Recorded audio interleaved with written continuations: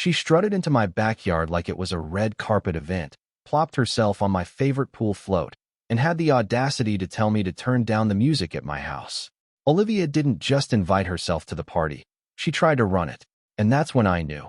If this woman wanted spa day vibes, I'd give her the most unforgettable bubble bath of her life. I just hoped she brought goggles. It all started on what was supposed to be the most relaxing Saturday of the month. The weather was perfect, not too hot, not too humid. My backyard pool was finally clean after a week of constant maintenance. The barbecue was fired up, and I had invited a few close friends over for some much-needed peace. Just laughter, burgers, and chilled lemonade. Nothing extravagant, no loud music, no wild parties, just a typical chill day that felt well-deserved. But peace, I've learned, is a fragile thing in an HOA neighborhood ruled by someone who thinks the bylaws were handed to her by Moses himself. Olivia lived 3 houses down, at the corner lot with the massive hydrangeas and a flag that said, "Home is where the rules are." She wasn't just a member of the HOA. She was the HOA, at least in her mind. The board had 5 members, but somehow Olivia had twisted, manipulated, and clipboarded her way into making every neighbor believe she had the final say on everything. Her voice had this tight, nasal quality that turned even hello into a mild threat, and she had a sixth sense for anything remotely joyful happening within a 6-house radius. So, of course, it was only a matter of time before she showed up. But what I didn't expect, what truly floored me, was that she didn't even knock. She didn't ask. She didn't lean over the fence to passive-aggressively ask us to be mindful of the decibel level. No, she walked through the side gate wearing an oversized sun hat, aviator sunglasses, and a flowing cover-up, like she was some retired movie star entering her personal resort. She waved her hand dramatically toward the speaker and said, "Let's tone it down a bit, shall we? The community prefers soft instrumental music during weekend hours." My guests fell silent. My best friend dropped his burger mid-bite. I blinked twice to make sure I hadn't hallucinated her entrance. Olivia, completely ignoring the stunned looks, stepped over to the pool, inspected the water like a health inspector, and then, with absolutely no shame, lowered herself onto my inflatable pizza float. She let out a long, satisfied sigh, like she'd been planning this all week. I didn't say anything for a solid 10 seconds. I was too stunned. Then I walked over, as politely as I could, and said, "Hey Olivia, this is a private gathering on private property. I'd really appreciate it if you left." She laughed, actually laughed. Then she launched into a long explanation about how, technically, any visible yard feature from a public sidewalk could be classified as part of the shared visual aesthetic and therefore subject to limited communal access. I had no idea what that meant, but it sounded like something she made up while drinking Chardonnay and highlighting the HOA rulebook. She went on to say that the upcoming HOA meeting would include a vote to open up select private pools for limited summer usage as a gesture of neighborly unity. Her smile widened. "It's just the right thing to do," she said. "Your pool is already so well maintained. It would be a shame if it wasn't shared." The audacity of it didn't even make me angry right away. It was too surreal. She was claiming that my pool, my property that I maintained and paid for and cleaned, should be shared with the entire neighborhood. And she just invited herself over as a preview, like she was offering me the honor of being a pilot program for her twisted utopia. I glanced at my friends. They were all in various stages of disbelief. One of them mouthed, "Is this real life?" Another was discreetly filming on his phone. I don't blame him. This was too insane not to document. Olivia, meanwhile, was already critiquing the temperature of the water. "You could raise it a few degrees," she said, dipping her toes in. "Community pools are usually kept warmer, more comfortable for all age groups." That's when something inside me snapped, but not in the way you might think. I didn't yell. I didn't argue. Instead, I smiled.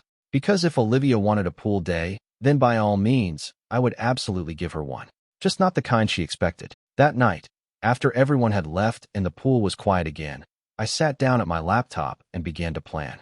I searched for safe, eco-friendly bubble solutions. I learned about foam parties, water pH balance, and how many gallons of concentrated bubble mix it would take to turn a 12,000-gallon pool into a literal, sudsy fantasyland. I even stumbled upon a Reddit thread where someone had done it accidentally and laughed myself into tears reading the comments. But I wasn't going to do it accidentally. I was going to engineer the most luxurious, over-the-top, Olivia-approved spa experience she could imagine. and then I'd let nature and science handle the rest. The next day, I ordered 5 gallons of industrial-strength bubble solution labeled safe for kids and pets. I also ordered a discreet pool pump with remote activation and several waterproof cameras to catch every single moment. My setup was simple. Wait for Olivia to come back, because I knew she would, and then let the bubbles fly. It wasn't about revenge, exactly. It was about boundaries, respect, the line between community and control. And if it happened to be hilarious, viral-worthy, and result in Olivia being chased out of a giant foam cloud in slow motion, well, that was just a bonus. As I went to bed that night, I stared at the moonlit surface of my calm, undisturbed pool. The water was still, but not for long. By the time Monday morning rolled around, I was knee-deep in what I now affectionately called Operation Suds. My quiet house had transformed into a chaotic lab for bubble warfare. My garage looked like a cross between a home improvement store and a party rental warehouse. There were boxes stacked high with pool-safe bubble concentrate, a newly delivered submersible foam pump that looked like it belonged on a film set, and enough extension cords to power a small village. I hadn't felt this alive in months. There was something beautifully cathartic about plotting the most ridiculous, perfectly legal retaliation imaginable. The best part? Every single step was safe, documented, and, should Olivia try anything legally questionable, defensible in a court of law. I made sure of that. I read every label, verified the bubble solution with multiple customer reviews and safety certifications, and even called the manufacturer under the guise of planning a child-friendly sensory play event. The representative, a cheerful man named Greg, told me I was going to have the most epic sud session on the block. He had no idea just how literal that statement would become. With the technical parts under control, the next hurdle was timing. Olivia was nothing if not predictable. She operated like a poorly programmed AI bot, routine-driven, relentless, and entirely incapable of understanding nuance. Tuesday afternoons were her HOA rounds, where she'd walk the neighborhood, clipboard in hand, inspecting lawns and giving unsolicited notes on trash bins and porch decor. I'd caught her once measuring a hedge with a retractable tape measure. My neighbor Robert still talks about the time she scolded his toddler for drawing chalk hearts on the sidewalk, saying it was visual clutter. So I knew that Tuesday was my golden window. But I couldn't risk tipping her off. The bubbles had to seem like an accident or, better yet, a spontaneous feature, something magical and inexplicably delightful, at least for the first few minutes. That way, her reaction would be genuine, and her arrogance would write the script for her own downfall. I rigged the pump to a weatherproof smart plug, linked it to a remote app on my phone, and tested it at sunrise before anyone could see. The pump roared to life, and a silky white foam began pouring into the shallow in like a waterfall of marshmallow fluff. It was mesmerizing. I turned it off within a minute, but the potential was confirmed. With 5 gallons of concentrate, I'd be able to keep it going for hours. The foam would multiply rapidly, climbing, expanding, spilling over the edges like a bubble volcano. The thought of Olivia trapped in a rising tide of suds made me laugh so hard I had to sit down. This wasn't just a petty prank, it was art. By Tuesday afternoon, I had everything ready. The cameras were positioned in waterproof casings near the garden gnome, the patio light, and the bird feeder. 3 places I knew Olivia wouldn't think twice about. My guests had been briefed on the plan, and I promised them front row seats to the most satisfying HOA showdown in suburban history. I wasn't sure who was more excited, me or my best friend Alex, who had already made a meme template in anticipation. At precisely 3:17 p.m., the gate creaked open. I didn't even need to look up. I recognized the rhythm of those wedge sandals on concrete. Olivia was early, and she wasn't alone. Flanking her were 2 of the more passive HOA members, Diane and Bill. Diane was mostly harmless. Her primary concern was how wind chimes affected migratory birds. Bill was a wild card. He never spoke during meetings, but nodded a lot. I suspected he was just there for the snacks. Olivia led the charge, holding her usual clipboard and a smoothie cup from some overpriced juice place. Her oversized sun hat made another appearance, this time paired with an obnoxiously floral swimsuit visible beneath her partially unzipped jacket. It was clear she wasn't here just to inspect. She was here to bask. "Well," she said, surveying the scene like a real estate agent, "isn't this just delightful? Imagine how many families could benefit from this kind of resource. Truly generous of you to lead by example, Eli. I smiled. It was the kind of smile you give someone when they're standing on a trapdoor and haven't noticed the rope in your hand. Just trying to foster community spirit, I said. Olivia beamed, fully mistaking my sarcasm for submission. She gestured toward the floaties and poolside chairs like a game show model. Let's sit, shall we? She said, snapping her fingers at Diane and Bill. Let's take a few mental notes for the next HOA meeting. They settled in, sipping, chatting, and pretending to brainstorm neighborhood initiatives. At one point, Olivia asked if I had considered installing a water slide. The children would love it, she said, as if they were already frequent guests. I waited. I watched. I let the moment marinate. Then, casually, like I was checking a text, I opened the remote app on my phone and tapped activate. The pump kicked in with a low hum, barely audible beneath the background music. At first, no one noticed. The foam bubbled gently, like a subtle jacuzzi feature. Olivia actually smiled and dipped her hand in. Oh, that's lovely, she said. What a charming touch. Very resort chic. I nearly lost it right there. Within 90 seconds, the foam doubled, then tripled. It poured in faster now, spilling past the steps and coating the surface like whipped cream. Olivia's smile began to falter. She looked around. Is that supposed to happen? Bill leaned forward, squinting. Did you install some kind of foam feature? Something like that, I replied. 2 more minutes, and the foam reached Olivia's waist.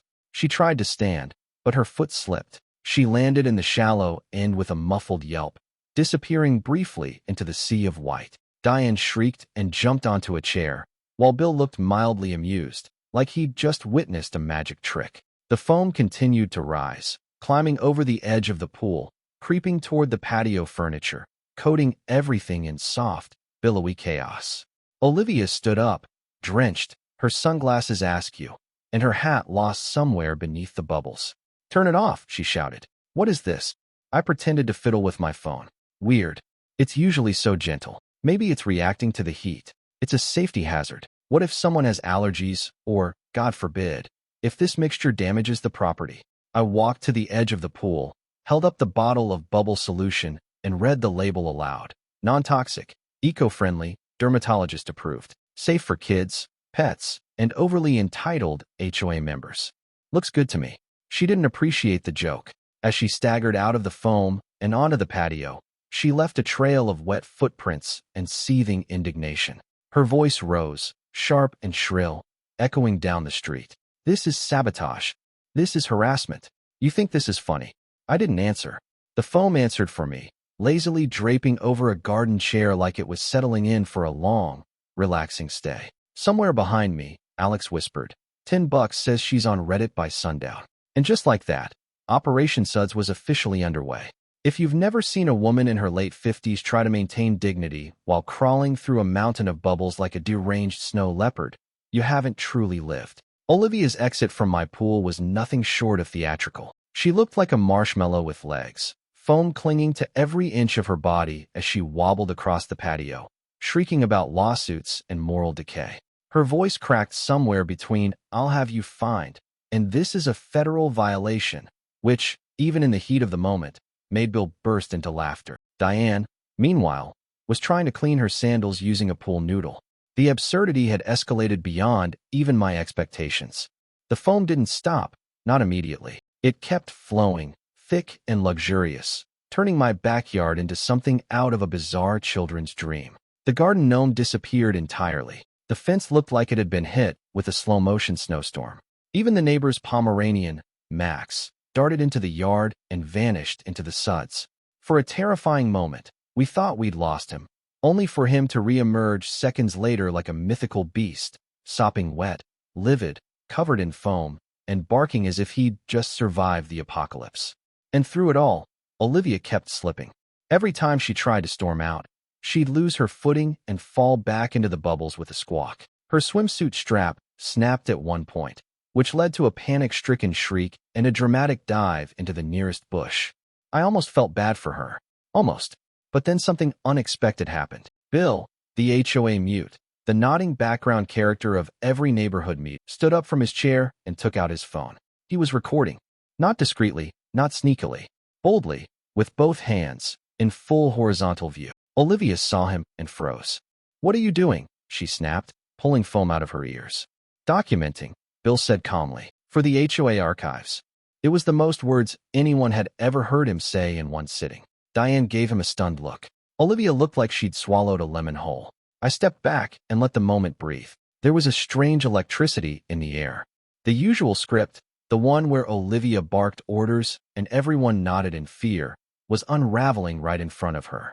A few neighbors began gathering by the fence, drawn by the sight of what now looked like a Suds-themed alien invasion. Phones were raised. Laughter bubbled up. Someone shouted, "Is this a phone party?" Another yelled, "Invite us next time, Eli." I gave them a thumbs up. Olivia, on the other hand, was spiraling. "I will sue you," she screamed at me. "You endangered the safety of board members, introduced unauthorized chemicals into the environment, and disrespected HOA protocol." I walked toward her slowly, wiping a smear of foam from my shirt, and said, "You walked into my backyard without permission, commandeered my pool, and tried to make it public property. I'd say we're even." Olivia turned beet red. "This isn't over," she hissed. "No," I said. "It's really not." That night, the videos went viral.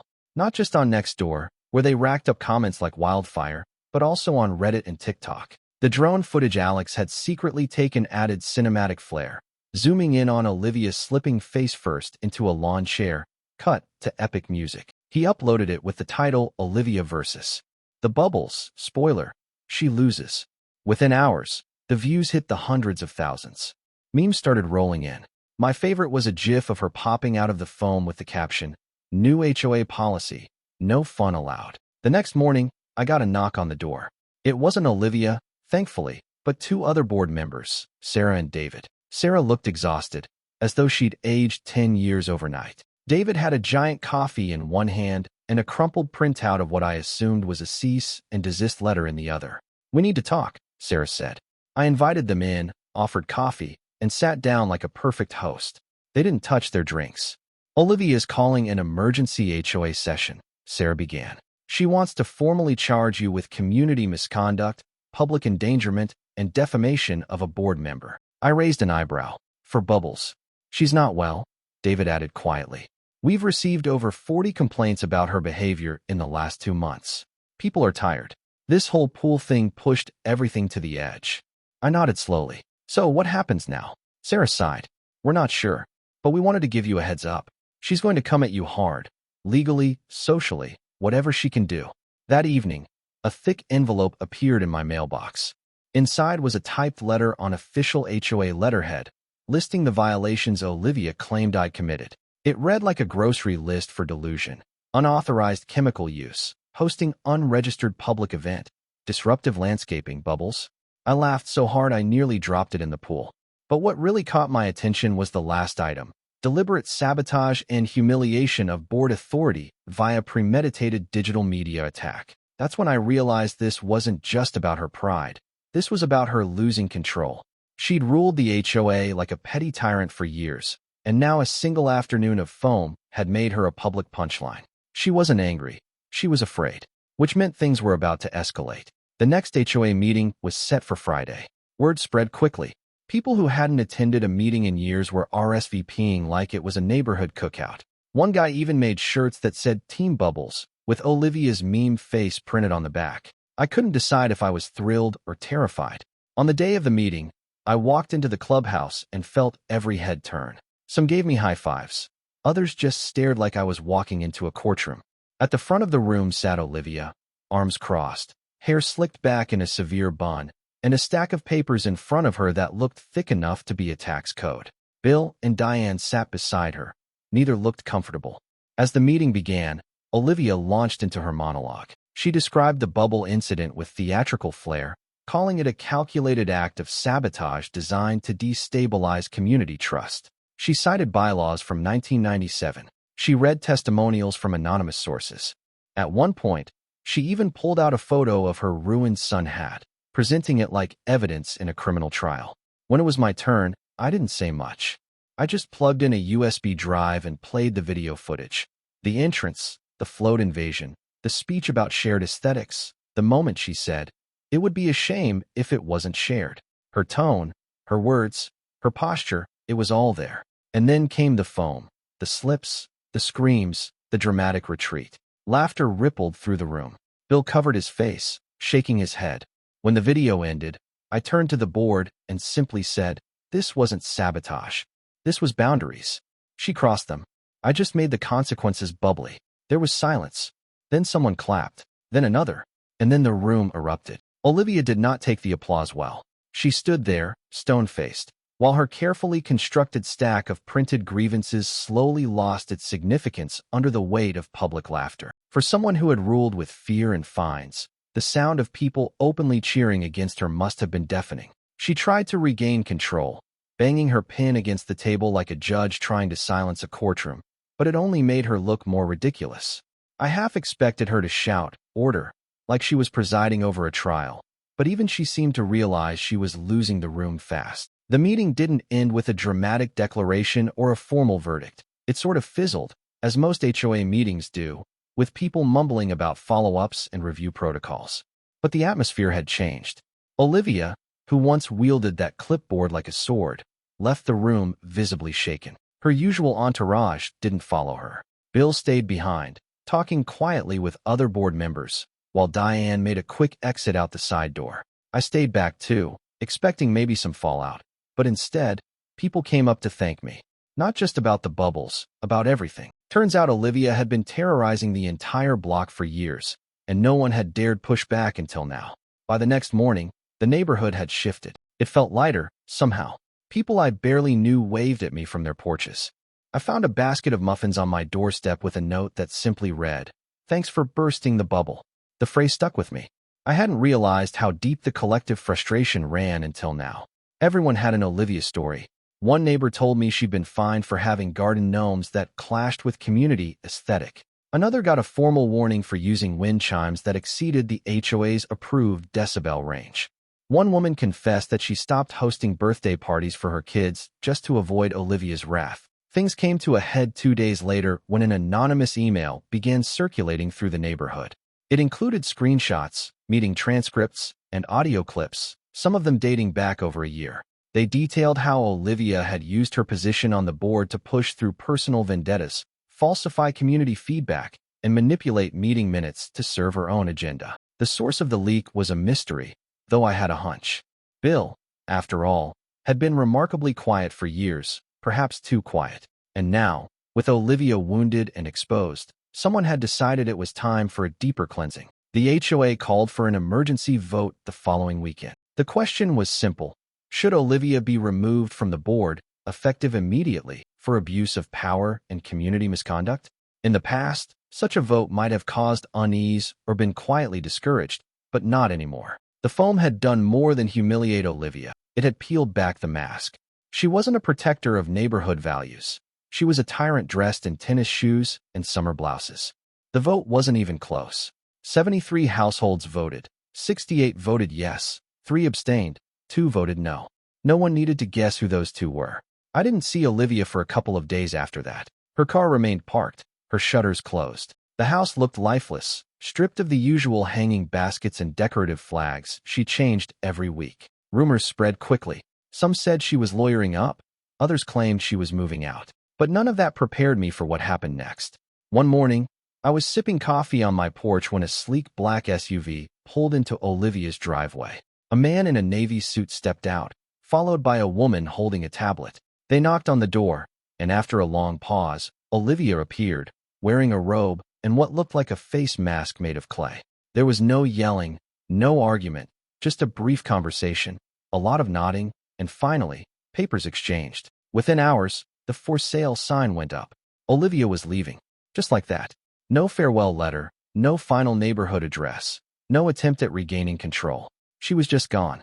A moving truck came 2 days later. It felt like the end of a sitcom episode where the villain gets written out mid-season. But the story didn't end there. The vacuum left by Olivia's departure revealed more than just relief. It exposed years of mismanaged community funds, complaints that had been ignored, and even a few old neighbors who had quietly moved away just to escape her reign.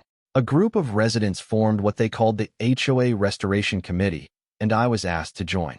I declined, mostly because I didn't trust myself not to prank the entire board just for the thrill of it. But I did offer help in cleaning up the neighborhood's image. That included turning my bubble stunt into a fundraiser. Someone had the genius idea to host an annual community foam fest, a celebration of neighborhood freedom hosted poolside at my place, with foam machines, music, food trucks, and games. The proceeds would go toward local causes, a new park bench, a tree planting program, even scholarships for students in the neighborhood. What started as a joke became tradition. Olivia's legend, however, lived on. She became a cautionary tale, a meme, a whispered ghost story for new residents. Don't be like Olivia, people would say. Some even claimed to have seen her profile pop up on HOA Facebook groups in other cities, starting new crusades, new campaigns. But she'd never return here. That much was clear. Meanwhile, I went back to living my life, peaceful, poolside, drama-free. Mostly.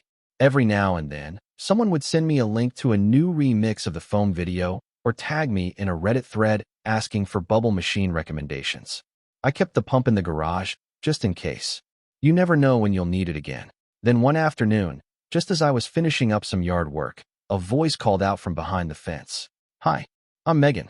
I'm with the landscaping committee. Just moved in 2 houses down." I turned slowly. Clipboard. Bright smile. Suspiciously organized binder. My eye twitched slightly. Here we go again.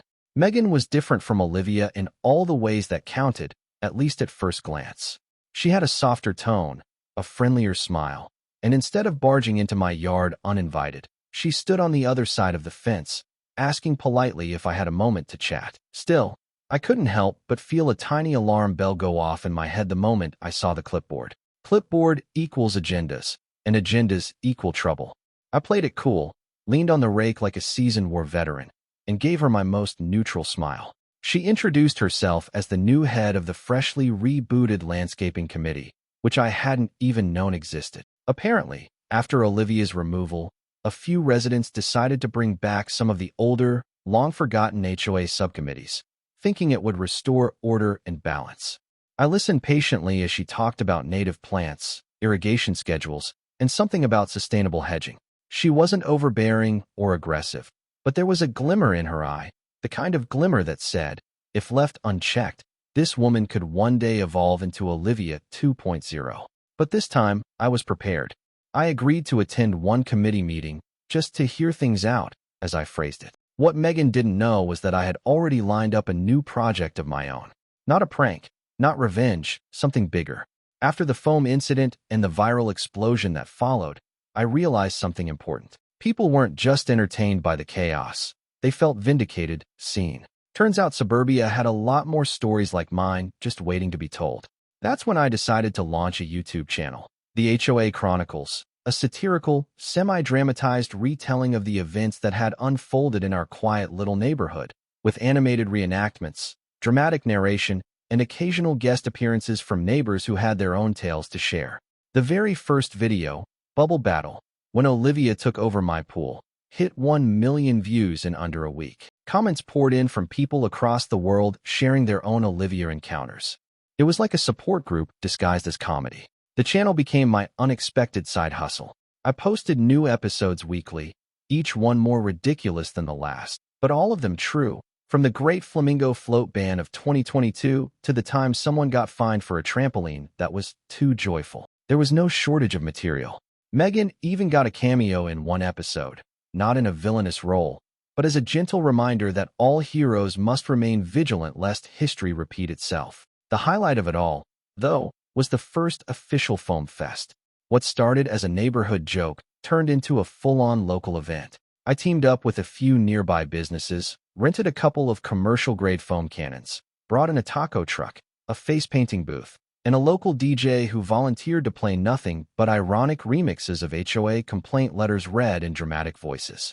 My backyard turned into the epicenter of joy. Families showed up with beach balls and floaties. Kids ran through the foam like it was some magical snowstorm. Adults lounged in chairs, sipping lemonade, and comparing passive-aggressive HOA emails from the past. Even Bill showed up with a fanny pack full of water balloons, looking more alive than I'd ever seen him. Diane brought cookies shaped like bubble clouds and admitted that this was the first neighborhood event she'd actually looked forward to in over a decade. The moment that really hit me, though, was when an older woman I didn't recognize approached me near the grill. She had kind eyes and a quiet voice and introduced herself as Eleanor. She'd lived in the neighborhood for over 20 years and had been on the original HOA board long before Olivia came into power. She told me, with a slight tear in her eye, that the community had once been fun, cooperative, supportive, and that what I did, turning a petty power struggle into something joyful and inclusive, had reminded her of what it used to be. That got me more than I expected, because beneath the satire and suds, that's what it was really about, reclaiming space, not just physically but emotionally, turning fear and frustration into laughter and connection. Megan, to her credit, didn't spiral into Olivia territory. She took the hint. In fact, she even laughed at her own HOA cameo and started contributing her own stories for future episodes. She suggested we start a digital archive of past HOA absurdities, complete with scanned copies of old meeting notes and hilariously outdated rulebooks. I offered to animate the most ridiculous ones. She brought wine to our brainstorming sessions. The evolution was real. Olivia, meanwhile, disappeared like foam on the wind. Word eventually reached us that she'd moved to a smaller neighborhood in another state and had already tried to join their HOA within a week of moving in. Someone from that community found my video online, recognized her, and emailed me with thanks and a few hilarious updates. Apparently, her new neighbors weren't as easily intimidated. She tried to propose a mandatory holiday uniform policy for block parties and was politely told to go knit a sweater instead. I printed out that email and taped it to the inside of my kitchen cabinet for whenever I needed a little boost. As summer faded and the pool cover came on, I found myself sitting on the patio with a blanket and a mug of coffee, watching the sunset over what had once been Olivia's battleground. The lawn was still recovering from the foam festivities, but I didn't care. There was peace, not the kind that comes from silence, but the kind that grows from knowing you stood your ground, did it your way, and turned something ridiculous into something meaningful. I didn't regret a single second of it. Not the planning, not the pump, not even the cleanup that took me 3 days and clogged 2 filters. It was worth every bubble. And if the time ever came to do it again, I wouldn't hesitate. I'd press that button faster than Olivia could say community violation. And as I took one last sip of coffee, I heard the faint sound of children laughing a few houses down, music playing softly, and the gentle buzz of neighbors chatting over fences. A perfect, ordinary suburban evening. No drama, no dictatorship. Just life, the way it should be, peaceful, with just a hint of mischief.